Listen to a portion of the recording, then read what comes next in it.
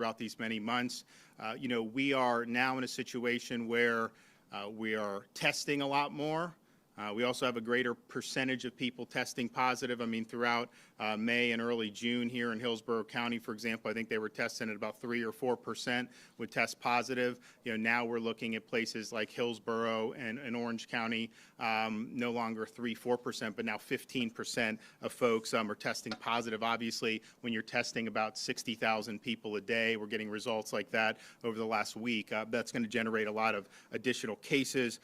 So we were discussing some of the things that we may be able to do going forward, including pooling types of testing in conjunction with our universities, which I think will be really, really good. We also spoke with some of the hospital systems here, Tampa General, Baycare, about other ways that we could be helpful. One of the things, if you go back to March, when we kind of faced the initial wave of this, I mean, we had very few tests relative to what we have now.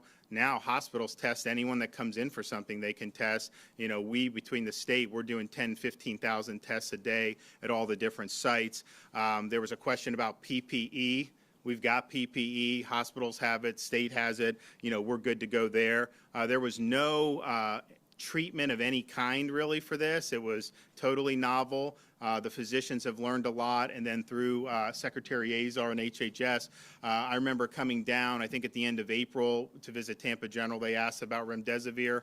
We called Secretary Azar. They've been sending a bunch of the remdesivir down, so the physicians are using that. They're using convalescent plasma, and they are having definitely better results. And then we also, even though we took a lot of action early to protect the long-term care facilities, since March, we have increasingly brought on COVID-only dedicated nursing facilities. And so we now have 12 of these facilities throughout the state of Florida. We have one in Pinellas, one in Polk, which the Tampa Bay hospitals can use and nursing homes can use. And basically the idea is if you have somebody test positive in a nursing home, you don't want that to spread to the other residents. That individual's medically stable. They could be transferred to the COVID-only facility. If they need hospitalization, obviously they go to the hospital. But if they end up becoming stable while in the hospital, rather than be discharged back to that facility, which would create problems, you have a place to go to be able to discharge that. So all around the state now, we've got 750 beds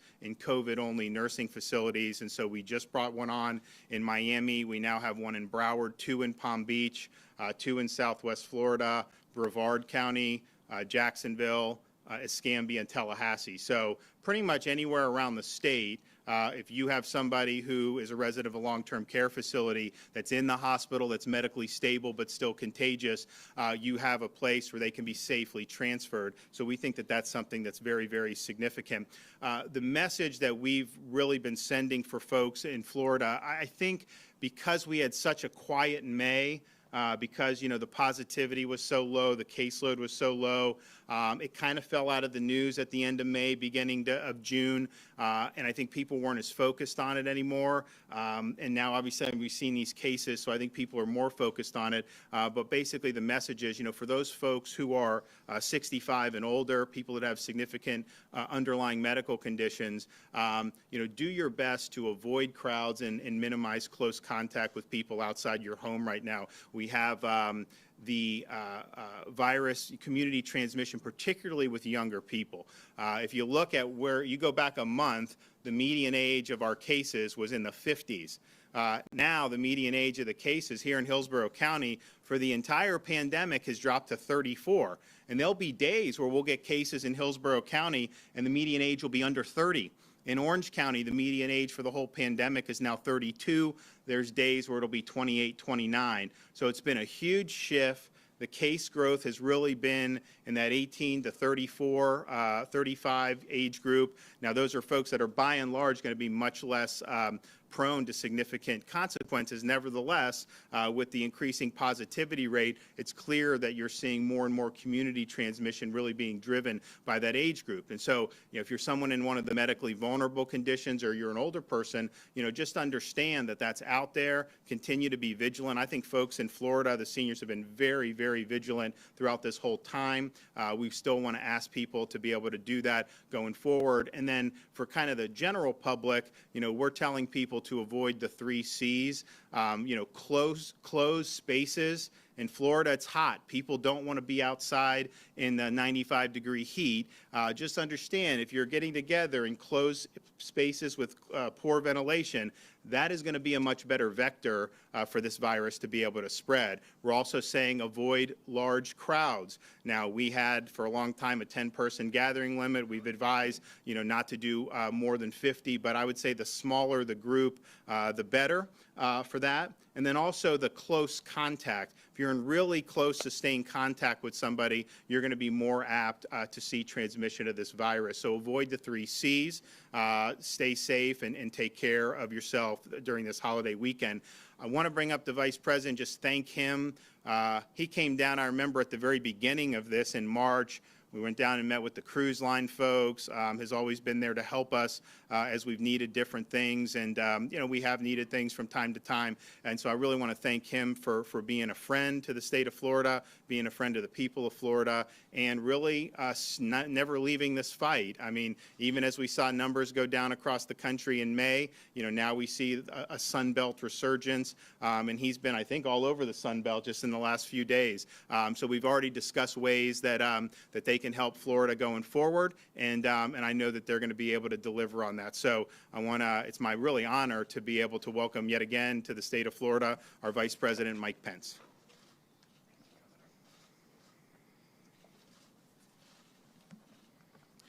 Well, thank you, Governor DeSantis.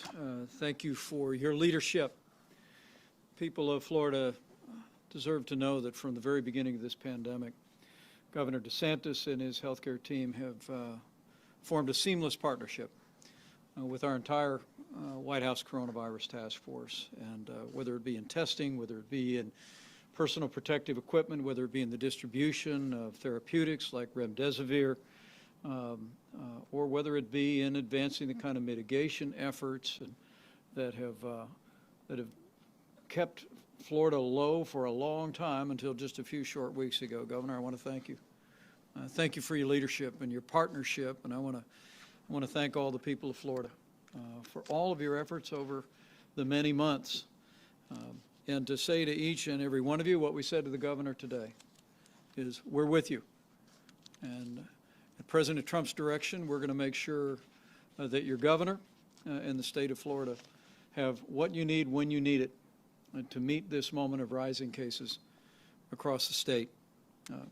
We really are here to assure the people of Florida that as we see the rising cases not only in this state but across the Sun Belt, that we're going to do whatever it takes to make sure that our extraordinary health care workers have the resources and the support and supplies. The governor and I talked today about personnel, and we'll be considering a request from the state of Florida about medical personnel that we'll be processing in very short order.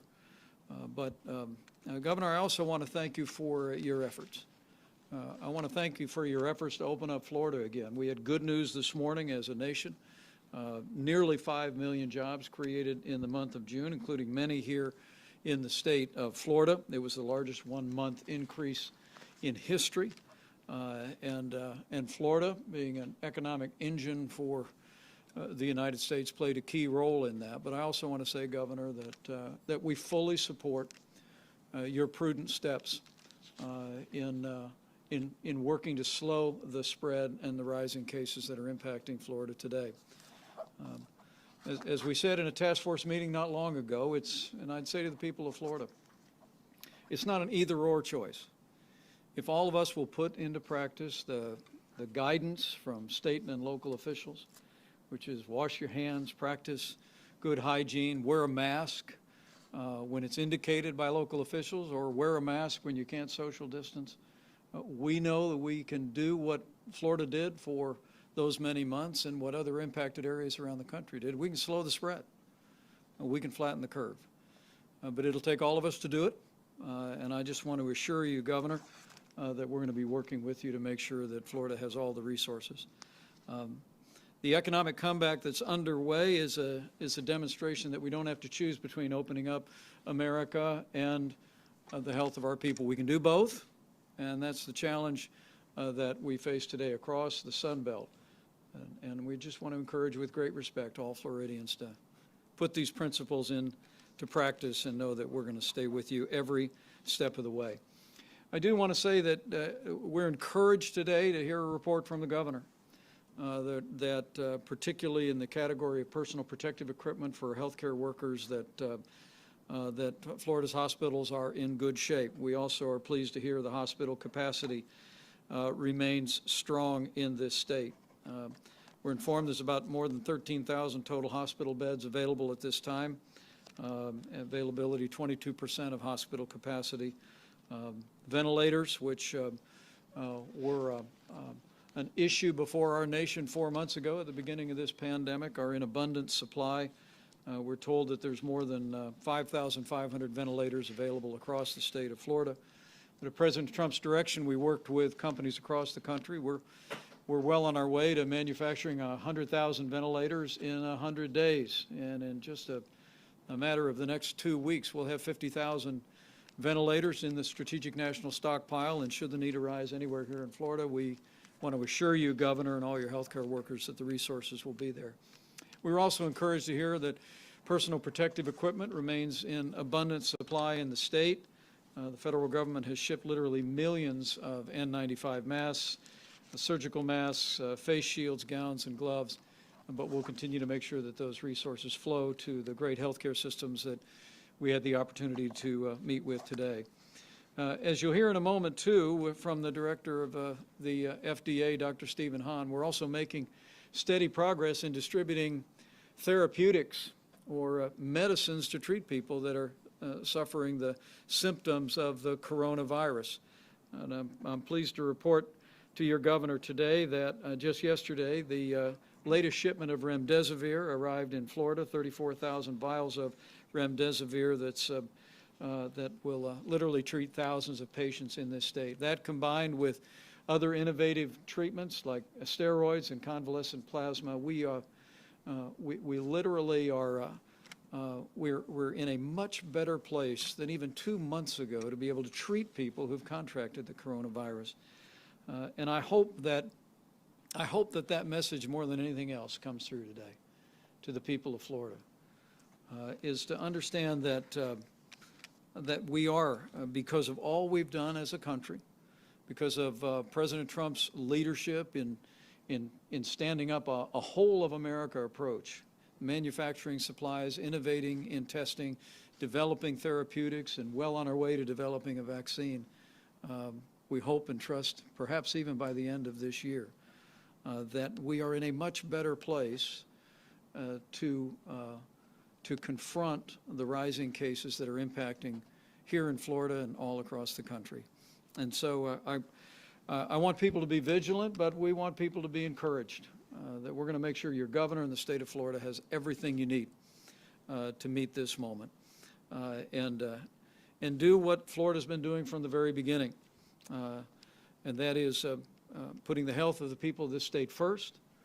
And let me also say, with great admiration to the people of Florida, that the record of Florida in protecting the most vulnerable is among the best in the nation.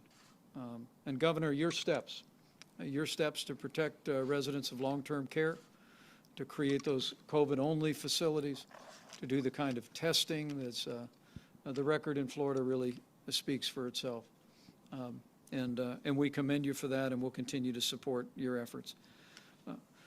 Governor, President Trump and I are absolutely committed to supporting your efforts to respond to this outbreak in Florida, to slow the spread, to protect the vulnerable, to get our kids back to school, and to keep opening up our economy. But lastly, let me say to all of my fellow Americans all across Florida, we all need to do our part. And we once again want to specifically encourage younger Americans in Florida. It's one of the unique things. I was in Arizona yesterday. I was in Texas over the weekend. And as we discussed with your governor, it's a truism of this moment in the pandemic that some 50% of all the new cases are Americans under the age of 35. And to each and every one of you, let me just say from my heart, I know you know that without a serious underlying health condition, that the threat of the coronavirus to younger Americans is very, very low. but no younger American would ever want to put at risk a grandmother, a grandfather, a mom, a dad, an elderly neighbor or friend by inadvertently exposing them to the coronavirus. And that's why we encourage you to be vigilant, to heed state and local guidance, and to respect those who are most vulnerable in particular. And just know that if all of us do our part, we'll get through this. I can't help but feel that the resilience and the strength, the character of the American people shown forth today, that even in these challenging times, we're continuing to see America's economy coming back, America going back to work. And I'm just absolutely confident. If all of us do all that we need to do, we'll do what we've done before in other parts of the country and what Florida did for so many months. We will slow the spread. We will flatten the curve. We will save lives. And we will bring Florida and America's economy back bigger and better than ever before. With that, I'm going to invite to the podium a couple of members of our team. Dr. Deborah Birx, been the White House coordinator, been our lead scientist on all matters, and after her, we'll hear from the Secretary of HHS briefly and the head of the FDA to share with you what we heard today, what we're seeing. But Governor, once again, thank you for your leadership, and to all the people of Florida, we're with you, and we're going to stay with you until that day comes that we put the coronavirus in the past here in Florida and all across America. So thank you, and God bless you. Deb? Thank you, Mr. Vice President. It's a pleasure to be here with all of you today. And I want to start where the Vice President left off, that we all have a critical role to play in the next few weeks. We were watching this area, Tampa, very closely through March, through April, through May, through your reopening. And for days after days, weeks after weeks, we saw you sitting at 4%, which everybody, including the World Health Organization, said is a safe place to be. At the end of May, we began to see your numbers increase and go from a very low of 4% at the end of May to this high now of 17%. So this virus came to Tampa and spread through Tampa sometime along the end of May, and then spread through the asymptomatic groups that don't, as described, get symptoms, and constantly spread, and to the point where you have this number of cases today. And we all have a critical role to play over the next 2 to 3 weeks to stop that spread. To every Floridian, we know what works. In addition to the hand washing and the social distancing, wearing masks, and not having large gatherings inside. Not having large gatherings outside. But if you've participated in a large gathering in the last 4 weeks, we ask all of you to come forward and be tested because of the level of asymptomatic spread. So we're asking for everyone under 40 that if you were in a gathering, please go and get tested. Please wear a mask. Please do all of the hygiene issues. And please stay away from those who have comorbidities. Of course, the governors and mayors are all acting together to really extend and stay safe for everybody in Florida. But also the federal government has a role, and that's why it was exciting to be here today, to talk to the University of South Florida and your brilliant scientists and physicians here to really start to implement pooled testing. That is our breakthrough that we've been working on for 3 weeks. We think that Florida and this university and this particular county is a great place to start. How can that be utilized? It can be utilized 3 ways. One way is going into neighborhoods and testing whole families into a single tube. And then if anybody is positive, you would go back, use your contact tracing to test everyone in the household. It is easy for them to test themselves by just the front of their nose into the transport media, coming back here, working with your research community to run those tests. Going back then and testing the positive households and ensuring those that are positive remain quarantined and isolated for the next couple of weeks. There's a role for the federal government to support that enhanced testing. FDA has put out new guidelines to encourage it. We have put guidelines up on the White House website. They've been there for 3 or 4 weeks, but we really need to act on them and have a partnership like here today, bringing together community with scientists and the medical field to really take that next step. That can also be used in screening large number of school students because you can put 10 into one tube, so you can do a classroom with 3 tests. This is groundbreaking for putting people back to school and keeping universities open, where you could test an entire dorm, probably with 10 to 15 tests, always with the ability to go back and do individual diagnostic tests for the pools that are positive. We think that this is a critical breakthrough as the FDA continues to bring new testing online. This would allow us to go from 5,000 tests a day to 50,000 tests a day. And in Florida, that would be a log increase that we could support and continue. And we want to encourage that, but we want to work alongside you. And as the Vice President said, of course, we are here to support your medical community, and you'll hear from Dr. Hahn and Secretary Azar. But we're here also as the federal government so that you know that you have our continuous support. That there are things that we have to do together as individuals that establish this great nation. It's a privilege to wear red, white, and blue today. I don't often you only get to do that a couple times a year. So it's a privilege to be here celebrating the birth of our country and asking each American citizen, particularly Floridians, to do the responsible thing of wearing a mask, protecting others. And we as a state and local and federal government will walk beside you and help with all of those innovations to bring us to a different place, lower those cases, and stop the spread. Thank you.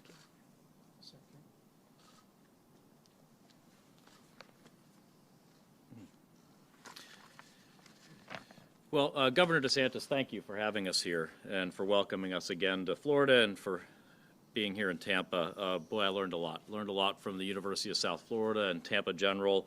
I've got a long list of actions coming out of this really tremendous session that we get so much value from. And thank you, Mr. Vice President, for your leadership of our All of America approach to defeating this virus. I want to begin by thanking the healthcare workers and also the members of the HHS team that are working here in Florida and across the country to beat this virus. They put themselves in harm's way every day to help their fellow citizens, and we owe them all a deep debt of gratitude. Thanks to the President and the Vice President's leadership over the past several months, we at HHS and across the administration have built a 6-point all of America strategy to protect our country from the virus and in time defeat it. And in each of these domains, as the Vice President said, we have advanced dramatically over just the last 2 months. That's surveillance, testing, containment, healthcare system resilience, therapeutics, and vaccines. Here in Florida, thanks to the strong work by the state, we now have far more ability to track the spread of the virus than ever before. We know that cases are rising quickly in parts of the state, but with the right data, as Dr. Burke said, we can target our approach and respond. To support testing and containment, this week CDC put out guidance around testing for higher education as well as for K through 12 students. On therapeutics, we've distributed nearly 7,000 remdesivir treatment courses to Florida, and this week the President secured access to another 500,000 treatment courses of remdesivir over the next 3 months, which will be allocated based on data that we continue to collect about the virus. We've put out treatment guidelines for the use of dexamethasone and corticosteroids, and we're seeing promising data on the use of convalescent plasma in the treatment of tens of thousands of patients. These are 3 therapeutics that likely have already saved thousands of lives. On vaccines, this week the FDA put out guidance to accelerate progress toward a safe and effective vaccine. Before a vaccine is ready, we'll be working with states like Florida to plan for what distribution will look like. Now, individuals will have a key role to play in our strategy. You can help protect yourself, your loved ones, and your community by assessing the risks that you face. Just think about 3 questions. First, who am I and whom do I live with? Do age or underlying conditions put me at a higher risk? Second, where am I? Is the virus spreading where I live, and what are the recommendations of state and local authorities where I am? And third, what am I thinking about doing? Going to a crowded indoor place is riskier than an outdoor activity. Practice physical distancing. When you can't keep a distance, wear a cloth face covering. Always practice good hygiene, including hand washing. These simple steps will make it much easier for us as a country to defeat the virus together. So thank you all very much for being here, but thank you for everything that the people of Florida are doing, not just to protect yourself and those you live with, But if you're young, as was said earlier by the Vice President, you know the risks to you are quite low. But you're protecting vulnerable people in your household. You're also protecting the stranger standing next to you in the grocery store line. And you don't know if that person is vulnerable. And you don't want that on your conscience. Practice social distancing, wear face covering, and practice good personal hygiene. Thank you.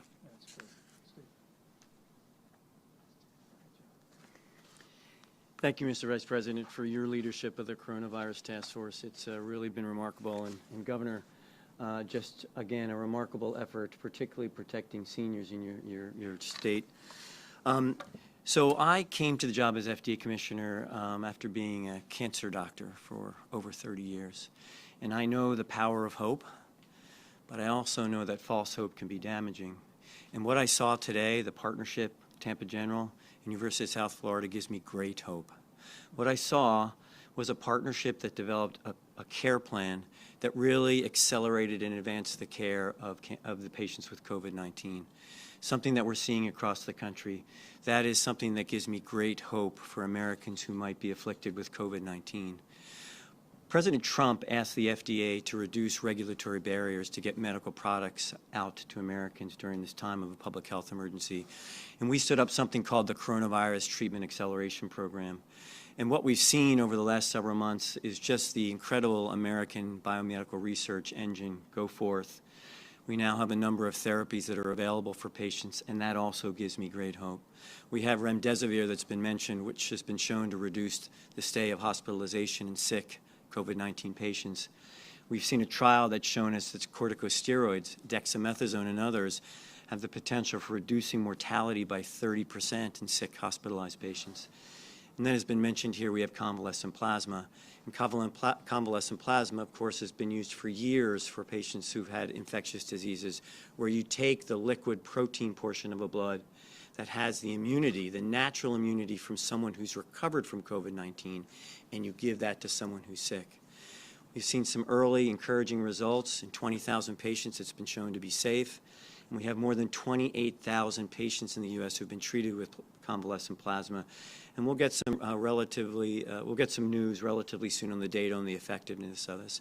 But one thing I want to tell Americans, if you've recovered from COVID-19, you should contact your local blood bank, the American Red Cross, because this could be life-saving for someone with COVID-19, and it would be great for you to go and to donate and provide that opportunity to someone who's afflicted with the disease.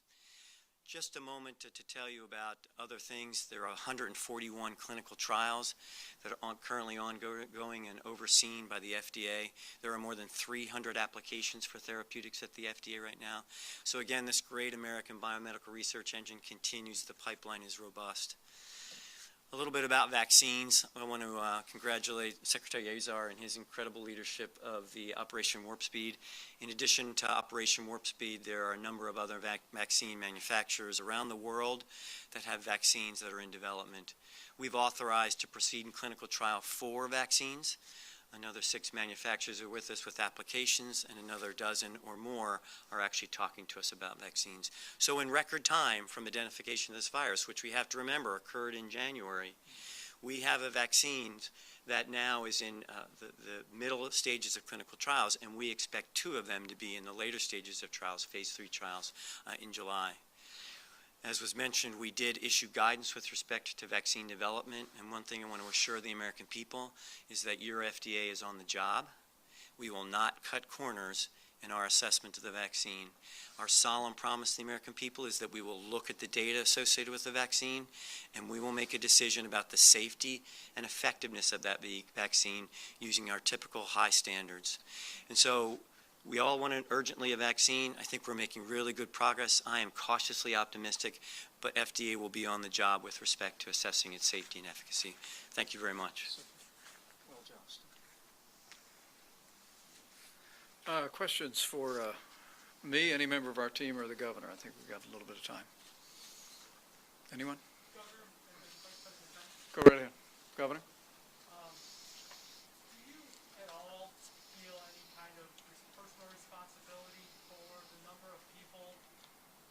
Sick from this virus, who are dying from it in Florida and across the country, seeing their cases go down? Other countries are seeing their cases go down? Well, let me say, from the time the President tapped me to lead the White House Coronavirus Task Force, I and this whole team have been focused on one mission, and that was to save lives. From the time the President suspended all travel from China, it gave our nation the opportunity to be able to stand up an extraordinary response, a response that took testing from roughly 8,000 coronavirus tests at the end of February to 35 million tests being done today all across the country. PPE being created and distributed literally by the billions, tens of thousands of ventilators being created.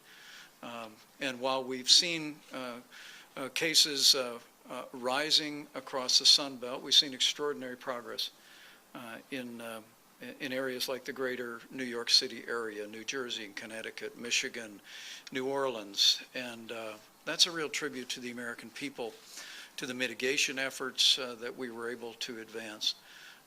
But let me also say, I really do believe that, that the people of Florida should be very proud of the work that you all did over the course of the first 4 months of this pandemic. And now as we see cases rising, we're just very confident that with the governor's leadership, with this partnership, with cooperation of the people of Florida, that we're going to be able to do what we've done in other parts of the country. We're going to be able to flatten the curve. We're going to be able to save lives. We're going to be able, with all the extraordinary medical equipment, supplies, testing, and those therapeutics you just heard about, we're going to be able to bring Florida all the way through this time and put it in the past. But I just think when you look at this pandemic, the way that it first hit in the Northwest, hit in the Northeast, and now has come to the South just over the last several weeks, it's not one large pandemic, but rather pandemics that emerge individually. The experts tell us it emerges individually in different regions. And we've made sure all those regions of the country had what they needed when they needed it, and we're going to make sure that happens in Florida and in all the states that are being impacted by this outbreak. Governor, do you take any personal responsibility for the way that Florida has seen a steady increase over the last few months?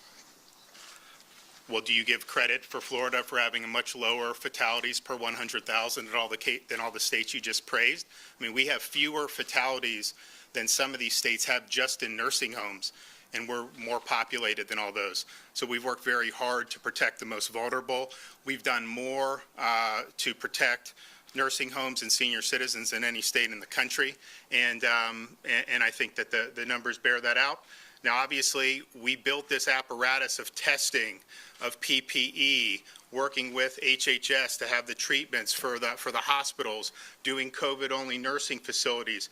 We put those online starting in April, after the initial first peak, because we knew it's an unpredictable virus. We weren't sure what was going to happen. Some people said it was going to come back in the fall. I don't think anyone predicted a Sun Belt resurgence in mid-June, but we had the infrastructure in place, and we're a much better place to be able to deal with this as a result of it. And I would say, in dealing with some of the roundtable that we had earlier, what the hospitals are seeing is a different class of patient than what they saw in March and April. You're seeing people that are skewing a little younger, and I think the clinical outcomes are going to be better. But we're going to continue to work with the administration. We are going to provide even more support for our healthcare system. But I think that, they're in good shape. They've done a really good job, and we're going to continue to be here to support it. Mr. Vice President, there's been a lot of protests. Yes, please. Question.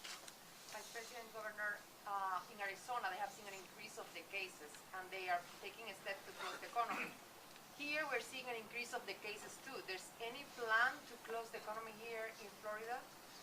I didn't catch the last part of the question. I'm sorry. There's any plan in the future, if we continue to see increase of the cases, to close again the economy here in Florida? Well, first, let me say that I do think what's happening in the Sun Belt, I was in Texas on Sunday, I was in Arizona yesterday, is very different than what happened 2 and 3 months ago. And we have a great deal more visibility on it. Remember, at the outset of this pandemic, here in Florida and across the country, as we were increasing testing, we focused testing on vulnerable populations and on people that had symptoms. And we also tested healthcare workers at a very significant rate because they were on the front lines.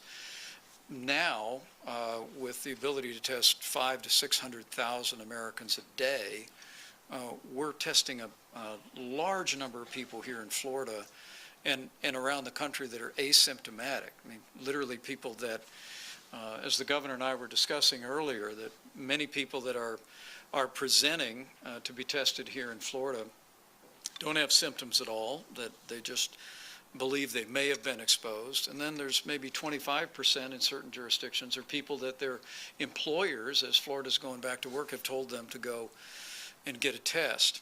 All of that represents good news in the sense of, A, we know who has the coronavirus, and we can take measures to protect the most vulnerable and to render health care to them if they need it. But the second is that because younger Americans don't face the threat of serious illness from the coronavirus, we do believe that that we'll continue to see many people recover, and we hope with the dedication of our healthcare workers and the distribution of medicines that we'll continue to see fatalities either decline or remain low nationally, and we trust across the Sun Belt. So it's a different time, and I think it calls for different measures. And I said earlier that when the president tapped me to do this, we had one mission, and that was to save lives. But when we came to the end of the 45 days to slow the spread, we had two missions. Save lives and open up America again. And it's the reason, one of the reasons we wanted to come today is because we wanted to express strong support for the prudent measures, the changes that the governor has put in effect, focusing particularly on where we think much of the spread is occurring among young people who may be gathering at particular facilities at certain times. But our objective is the health of the people of Florida and America, and secondly is to keep this economy moving forward so we can see more days like we saw today with nearly 5 million jobs created and getting our country back to work and back to school in the near future. Mr. Vice President, this is the holiday weekend is approaching, and obviously it's a time when Floridians go to the beach and have backyard cookouts and parties. Do you have concerns about that? And if we show a continued spread of this virus as the result of those congregations, would you then consider that we should perhaps back off on having the economy as open as it currently is? Well, the first principle I would respond with is that I think the reason why we've had the success slowing the spread in different places around the country, I mean, the remarkable progress we've made in the Northeast, in New Orleans, in Michigan. And at this point, there are 12 states where we see rising cases and rising positivity numbers. But much of the country continues to do very well, and those economic numbers give evidence of that.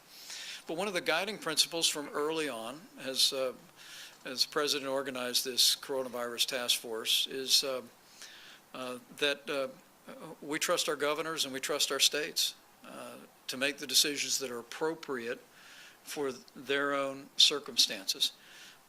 When we stood up FEMA as the lead agency to operate in the midst of this pandemic, we adopted their mission, which is that our response would be federally supported, state managed, and locally executed. We want to make sure healthcare workers have what they need, that we're supporting the states. But I think the success we've had is because governors like Governor DeSantis have been following the science, following the data. We've been focusing resources to support their efforts and to support mitigation at the point of the need. But so we'd leave it to the governor for any decisions he had. But I really do believe that that if all of us will do all that we should do, if over this coming holiday weekend we practice social distancing. We wash our hands, good hygiene. We continue to be mindful of those most vulnerable around us. That we'll make steady progress here in Florida and all across the Sun Belt. Governor, did you want to respond to that? Last question, The Mr. Vice Governor, I have President, a question for you. regarding the number of protests. We've seen a number of protests throughout the state, throughout the country. Do the rising number of coronavirus cases, do you attribute some people wearing masks, some people not wearing masks? Are you doing any sort of contact tracing, or do you attribute any of the numbers to the social movement that's going on? Well, I think it's a variety of factors. I mean, I do think that has contributed. I think it's there's a lot of outbreaks in homes. If you look at some of the places, particularly like a Miami-Dade, where there's a lot of close living, multi-generational housing, you've seen some of those communities have a lot of problems. And then I think there has just been general more social interactions, as this kind of goes on. When we went to phase 1 in May, we had a great, it was very low cases, low positivity. I think the media was trying to say that the numbers were phony. Now they like the numbers because they're higher. It's funny how that works. But that was kind of the thing. You actually had people spinning conspiracy theories saying, oh, Florida's hiding because it was obviously very low. And some folks didn't want to see that. So, you had that going. And I think what happened is the protest, obviously whatever interaction, but then that took Corona off the front pages. And really for 2 weeks, you didn't see very much about it.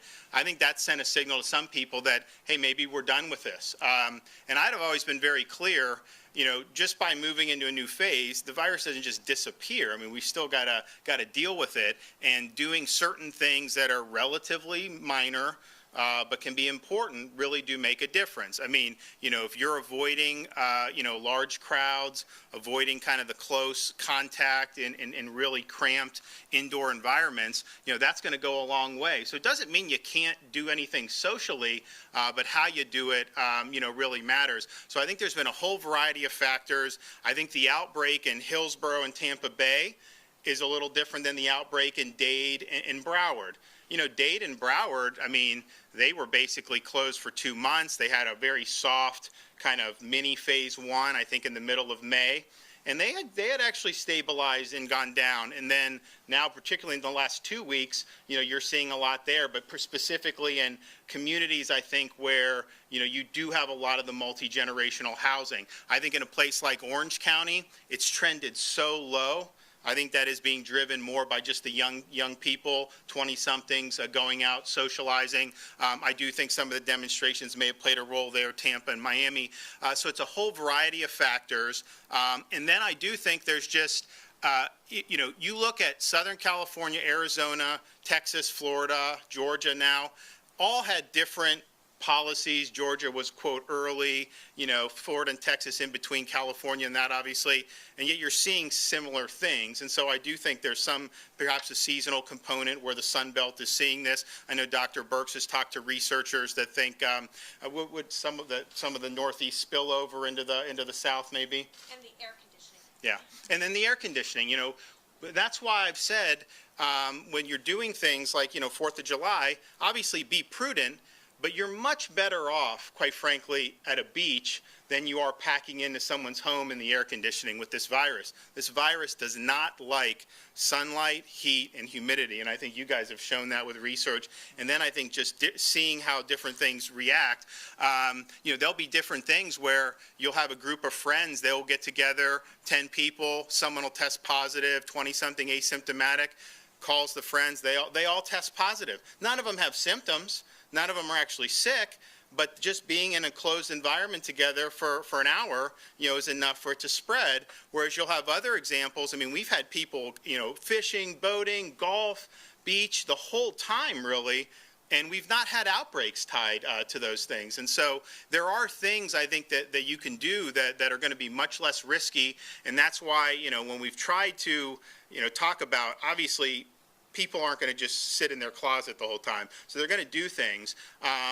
But you can make choices that really do make a difference. And so we're really trying to talk about that again now. And then obviously for the folks who are vulnerable in those older age groups or who are medically vulnerable, this is the time to continue. And our phases have always said, you need to be avoiding crowds and staying home as much as you can, minimize contact. And I'm not going to arrest a senior if they leave their home, but that's the guidance, because I think that that's the smart thing to do. And by and large, they've done it.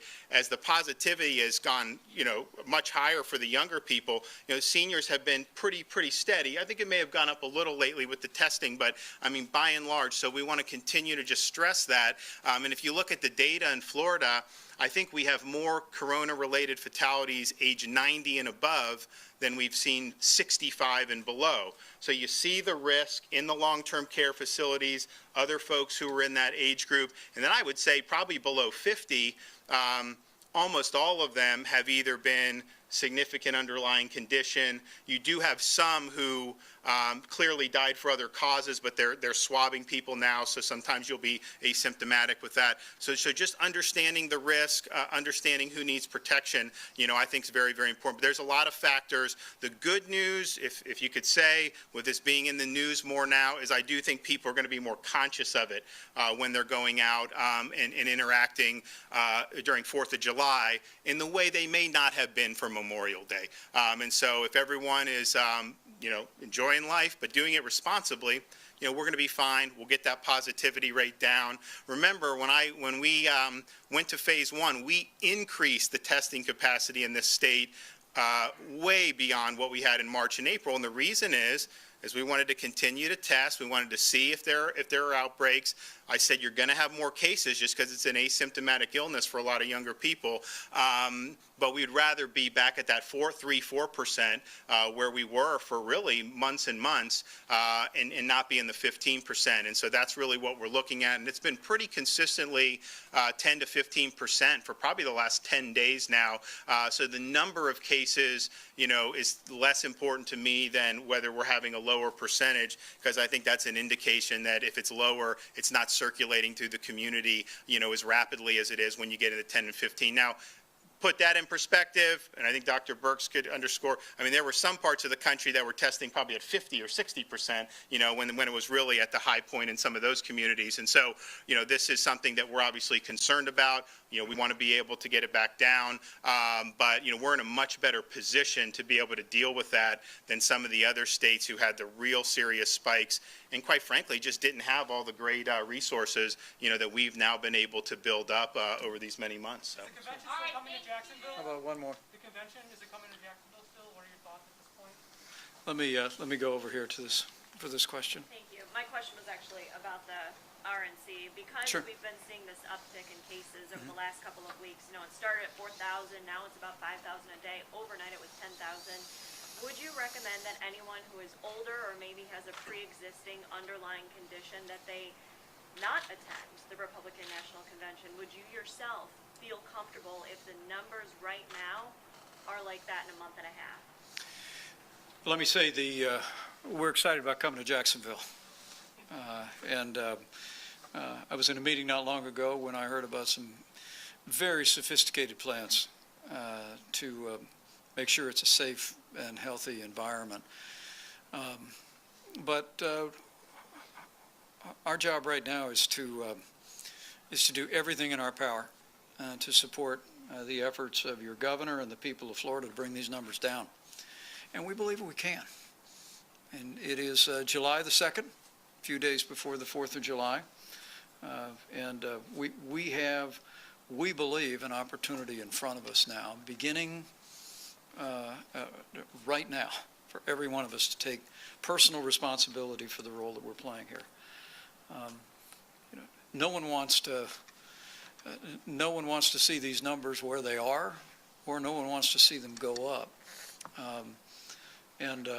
We really do believe that because we are in such a better place today with regard to massive amounts of testing, and we're going to be working with your governor to use that pooling methodology that you just heard described at this podium to work with your healthcare system here to even expand testing beyond that. We're going to make sure, while PPE is strong right now and your ventilator supply is strong, we're going to make sure that the people of Florida can rest easy, healthcare workers can rest easy, they know they can have it. We're going to continue to distribute therapeutics and do our part. But for each and every one of us, it's important we remember we're all in this together. And the way that we slowed the spread and flattened the curve in other parts of the country was by people taking ownership for their own behavior, by protecting the most vulnerable among them, and by practicing those common sense, personal hygiene, social distancing methods that we first outlined in 45 days to slow the spread. As I said, we really believe, and I know your governor does too, and I can assure you your president does, we don't have to choose between good health and a strong economy. I mean, the American people know America works when America is working. And the numbers today suggest that America is going back to work. And we're very confident that if people will heed the guidance of state and local officials, if we'll take personal responsibility to see to our own social distancing and protect the vulnerable among us, that we'll do what other parts of the country have done. We'll flatten the curve. We'll slow the spread. We'll save lives along the way, and we'll make it possible for great events to happen here in Florida, not just the RNC, but make it possible for Florida to once again be that great destination for so many Americans who love to come and enjoy the Sunshine State and all the great attractions and all the great beaches here. But our job right now is to make sure your governor and the people of Florida know that at President Trump's direction, we're going to make sure you have what you need, when you need it, and then some. We're going to make sure that Florida has the resources, the medicines, the testing, and the supplies to meet this moment. And with the cooperation of the people of Florida, and with God's help, we'll get through this. And we'll get through this together. Thank you all very much.